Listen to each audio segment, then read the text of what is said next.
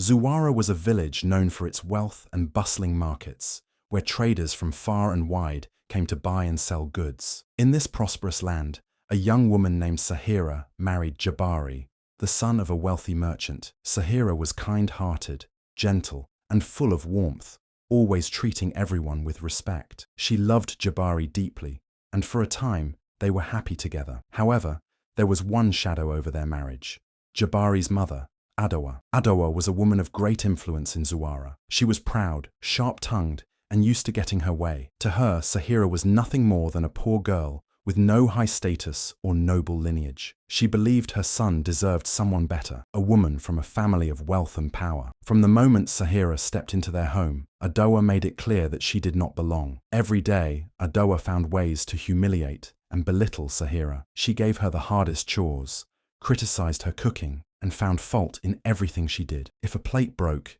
it was Sahira's fault. If Jabari had a bad day, Adoa blamed Sahira, saying she brought misfortune into the house. Despite all this, Sahira never spoke back. She remained patient, believing that one day Adoa would accept her. Jabari, caught between his love for Sahira and his loyalty to his mother, often stayed silent. He saw the way Adoa treated Sahira, but was too afraid to confront her. Adoa had always controlled his life, and he did not dare to go against her wishes. Sahira, on the other hand, continued to be respectful, hoping that her kindness would win Adoa's heart. But Adoa's heart was made of stone. She had already decided that Sahira would never be good enough, and so, behind her gentle smiles and quiet patience, Sahira's battle had only just begun.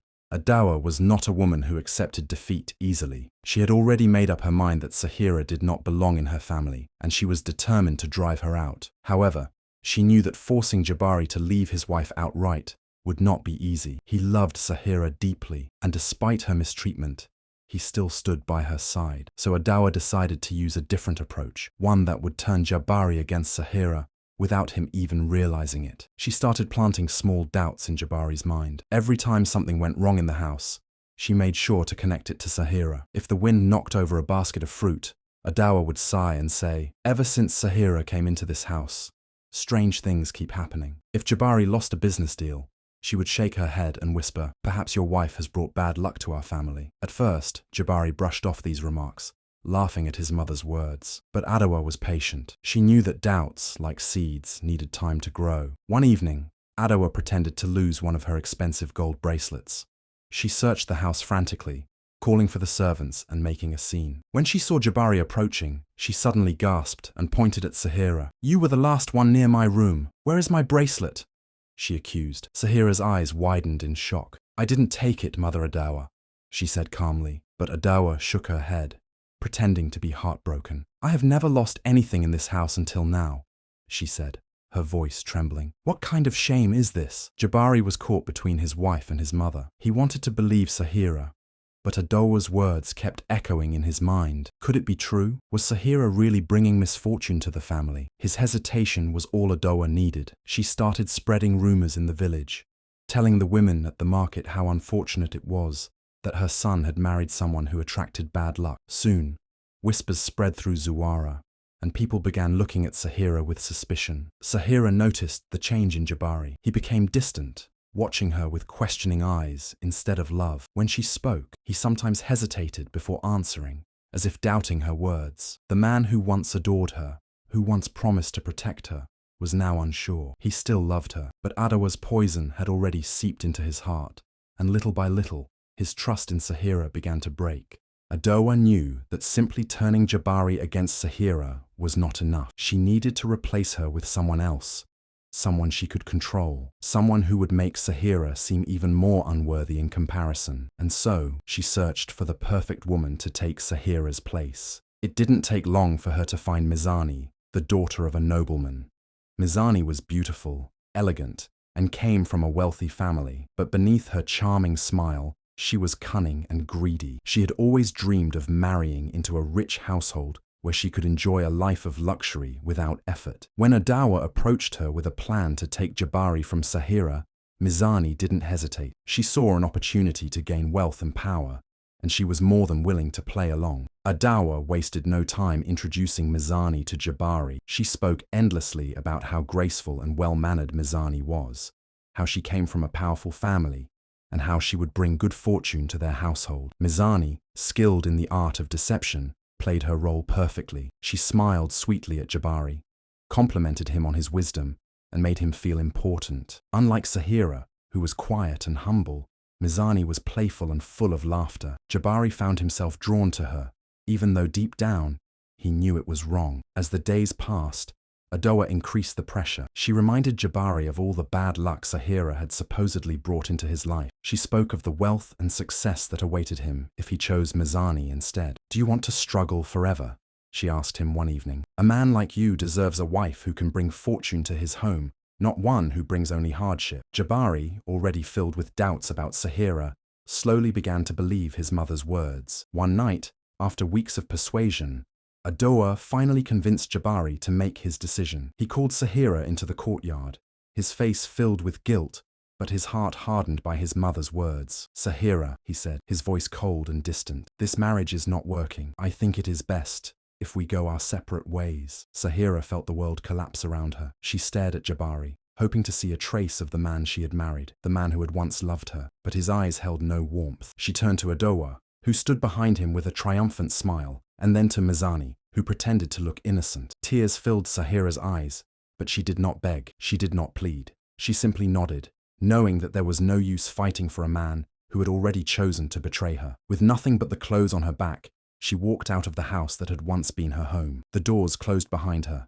and with them, the life she had known was gone forever. Sahira walked through the streets of Zuara with nowhere to go. The village that had once been her home now felt cold and unwelcoming. She had no family to turn to, no friends willing to help. The people who had once smiled at her now avoided her gaze, too afraid to go against Adoa's wishes. With nothing but the clothes on her back, she left Zuara behind, her heart heavy with sorrow. For days, Sahira wandered from village to village, searching for shelter. She was hungry, tired, and weak, but she refused to give up. She slept under trees, drank from rivers, and survived on wild fruits. The pain of betrayal burned in her heart, but she held on to one thing: hope.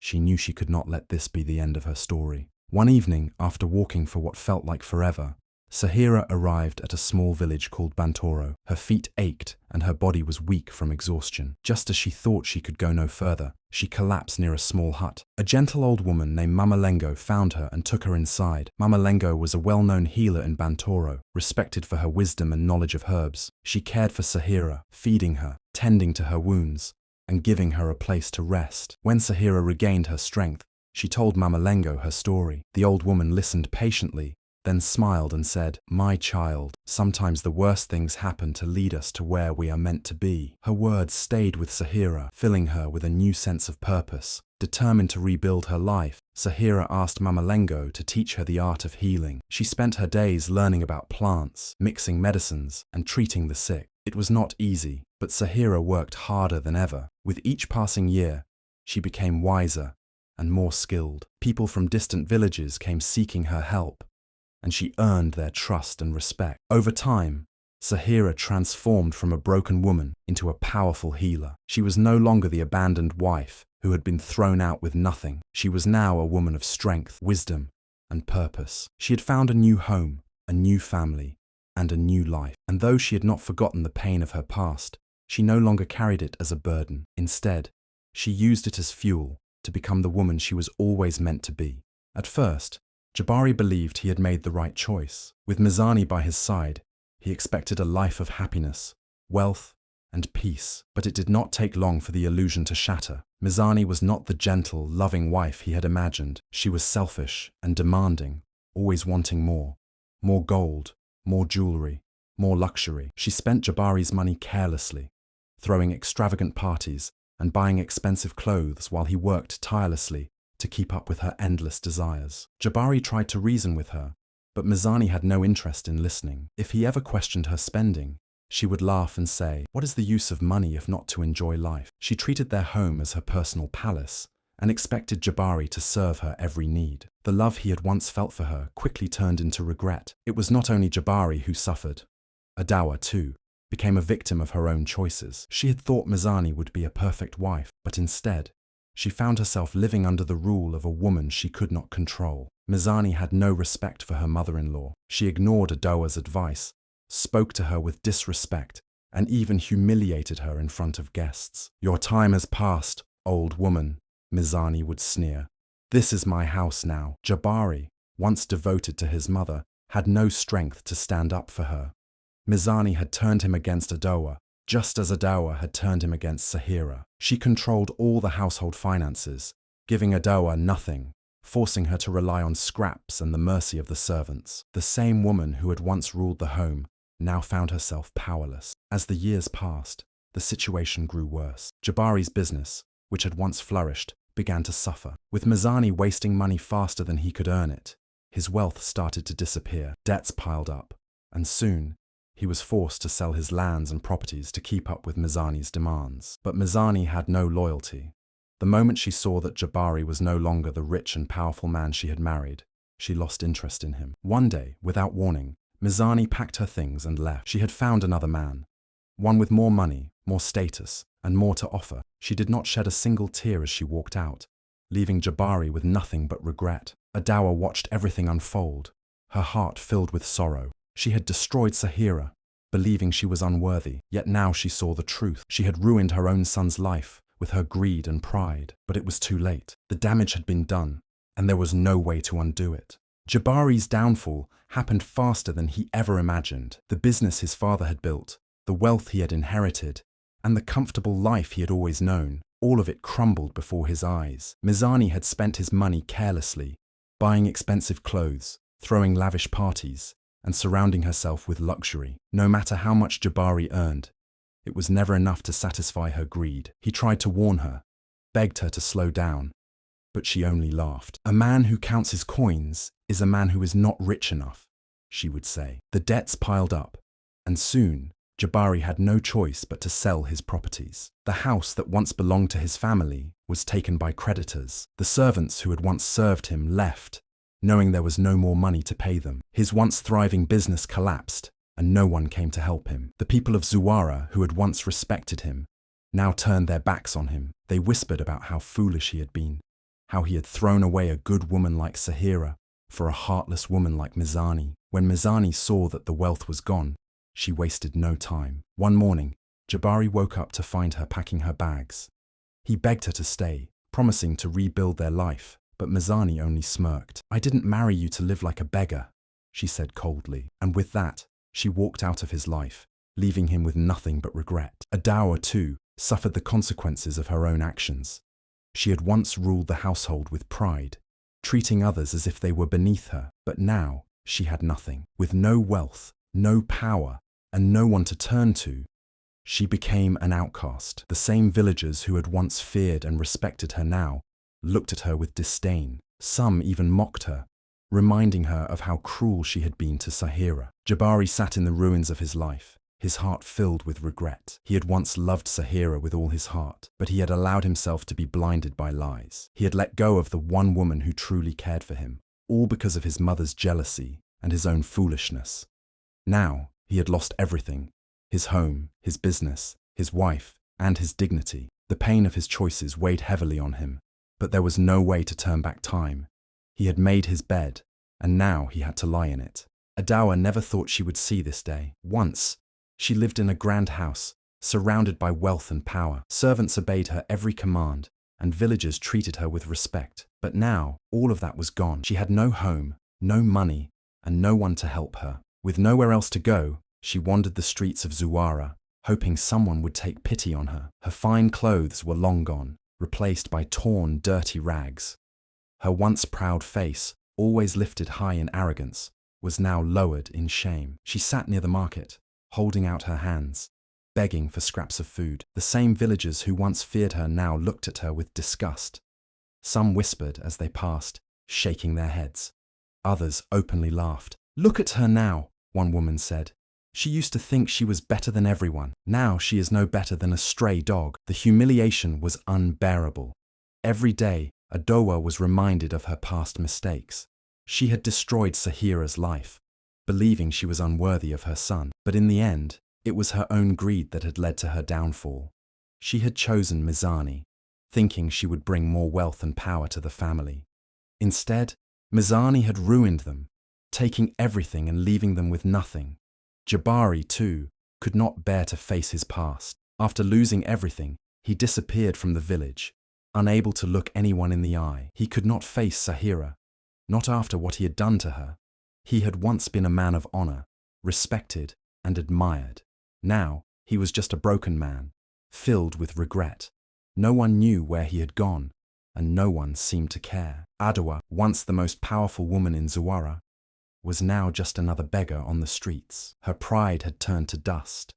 Her arrogance had been washed away by suffering, and the only thing left was regret. But regret could not fill an empty stomach, and regret could not undo the past. She had ruined her own life, and there was no one left to save her. Years had passed, and Sahira had built a new life, far away from the pain of Zuara. Under Mama Lengo's guidance, she had become a skilled healer, known in many villages for her wisdom and kindness. People traveled from far and wide to seek her help, and she was no longer the helpless woman who had been thrown out with nothing. She had wealth, respect, and most importantly, peace in her heart. But no matter how far she went, she never forgot Zuara, the place where she had once been betrayed and broken. One day, she decided it was time to return. As she walked through the familiar streets, the villagers stared in disbelief. The woman they had once pitied, the woman they had abandoned, now walked with confidence and grace. She wore fine but simple clothes, her face glowing with health and success. The people whispered among themselves, "Is that really Sahira?" Some asked. Others, ashamed of how they had treated her, avoided her gaze. But Sahira did not come for revenge. She came with a purpose, to help. She used her wealth to build a healing center, a place where the sick and the poor could come for treatment, free of charge. The same people who had once turned their backs on her now stood in long lines, desperate for her help. And Sahira, with a heart full of kindness, treated them all without question. Then, one day, as she was tending to a patient, a frail figure stumbled into the healing center. It was Adoa. The once powerful woman was now nothing more than a shadow of her former self. Her clothes were in tatters, her face sunken from hunger. She dropped to her knees, her voice shaking. "Sahira, please forgive me," she whispered. For a long moment, Sahira said nothing. She looked down at the woman who had once caused her so much pain. The memories of betrayal, of suffering, of nights spent crying with nowhere to go, all of it came rushing back. The villagers watched in silence, waiting to see what she would do. Adoa wept, her hands clutching the ground. "I was wrong," she sobbed. "I see it now. Everything I did, it has destroyed me. Please, Sahira, have mercy." Sahira took a deep breath. She had spent years healing others, but in this moment, she realized something important. She had healed herself too. She was no longer the woman Adoa had tried to break. She had risen above the pain. With a calm voice, she finally spoke. "The same hands that pushed me into suffering now beg for mercy," she said. "But I will not carry your sins on my shoulders. Your punishment has already found you." And with that, Sahira turned away, leaving Adoa to face the weight of her own actions. Sahira stood in silence, watching as Adoa wept at her feet. The once proud woman who had cast her out with nothing was now broken, reduced to a desperate beggar. Tears streamed down Adoa's face as she clutched the hem of Sahira's robe, her body trembling with sorrow. The villagers gathered around, whispering among themselves. Some felt pity, while others saw this as justice. Adoa was finally paying for the cruelty she had inflicted on Sahira. For a long time, Sahira said nothing. She remembered everything. The pain of being thrown out, the nights she had spent hungry and hopeless, the betrayal from the man she had loved. She had suffered because of Adoa's wickedness, and now here Adoa was, begging for mercy. But Sahira was not the same woman she had been before. She had found strength, built a new life, and risen above the pain. She had no desire for revenge, but she also knew she could never let Adoa back into her life. Taking a deep breath, she finally spoke. "The same hands that pushed me into suffering now beg for mercy," Sahira said, her voice steady. "But I will not carry your sins on my shoulders. Your punishment is already upon you." Adoa sobbed harder, shaking her head. "Please, Sahira, I have lost everything. I have no one," she cried. But Sahira did not waver. "You destroyed yourself," she said softly, "not me." Without another word, she turned and walked away, leaving Adoa kneeling in the dust, alone with her regret. Sahira's story spread far and wide, reaching villages beyond Zuara. People spoke of her kindness, her patience, and the justice that had come upon those who had wronged her. Many admired her strength, seeing her as proof that goodness always triumphs in the end. Mothers told their daughters her story, teaching them the importance of resilience and faith. Elders shared it with young men, reminding them to choose wisdom over deception. Sahira continued her work as a healer, helping those in need, just as she had once been helped.